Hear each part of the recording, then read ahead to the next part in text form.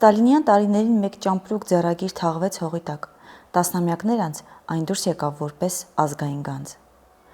Բանտային հերթական այցելությունից հետո Իզաբելլա Կոդաբաշյանը իր հետ տուն էր տարել ամուսնու սպիտակ եղենը լվանալու։ Երբ սպիտակ շապիկը ընկամում է ջրով լի տաշտի մեջ, անմիջապես հայտնվում է քիմիական թանաքով արված գրություն։ Եղիշե Չարենցն իր կնոջից պահանջում էր անմիջապես տուն կանչել նկարչուհի Ռեգինա Ղազարյանին եւ նրան հանձնել իր բոլոր ձեռագրերը, քանի որ ամեն պահի դրանք կարող էին առգրավվել։ Իմ կյանքը շատ ու շատ բանով թերի կլիներ, եթե չհանդիպեի Չարենցին, չլինեի նրան մտերիմ եւ որ ամենահիմնականն է, ոչնչացումից չփրկեի բանաստեղծի 1935-37 թվականների գրած եւ իր կողմից նամակ հանձնարարականով ինձ վստահված անտիպների զգալի մասը։ Իր մեծագույն առաքելության մասին Ռեգինան գրում է. «Մենք աննկարագրելի արագությամբ հազիվ միայն շապիկից թղթի վրա արտագրեցինք սրտակեղեկ այդ տողերը եւ անգիր անելով գրածը ոչնչացրինք անգամ այդ թուղթը, որից հետո Իզաբելլան շտապ դատարկեց միջին չափի մի ճամպրուկ եւ բացելով Չարենցի գրասեղանի դռները, կարծես տենդի մեջ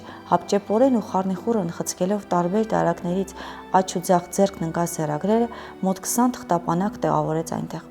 Վերջին 3 հաստափոր թղթապանակները չտեղավորվեցին ճամպրուկում։ Ինչ անել, խառնաշփոթ որոնումների մեջ աշխատասենյակում չտեսնելով ոչինչ պատշաճ, մենք անցանք խոհանոց, այնտեղ իմ ուշադրությունը գրավեց անկյունում դրված հասարակ ֆաներայից պատրաստված գորշագույն նեղ պահարանը, որտեղ Իզաբելլան ամանեղեն էր շարում։ Մխիթարականն այն էր, որ պահարանը կրկնահատակ էր։ Հենց այդ կրկնակի հատակի արանքում էլ տեղավորեցինք մյուս 3 թղթապանակները, պահարանը թողնելով կանգուն նույն տեղում։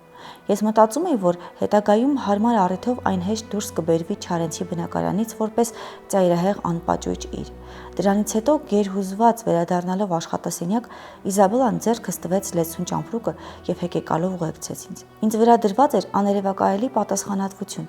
անհրաժեշտ էր ամեն գնով փրկել ձեռագրերը։ Սրտի դողով, բայց հաստատակամ ես այն հասցրի տուն եւ հենց նույն գիշերը իմ հարազատներից մեկի տան ներքնահարկում փոսփորեցի եւ չունենալով ձեռքի տակ ավելի հուսալի հարմարանք, հապճեպորեն զմռսեցի միջին չափի մի տակառ, թղթապանակները փաթաթեցի մոմլաթի տարբեր կտորների մեջ եւ դասավորելով տակառում հանձնեցի հողին։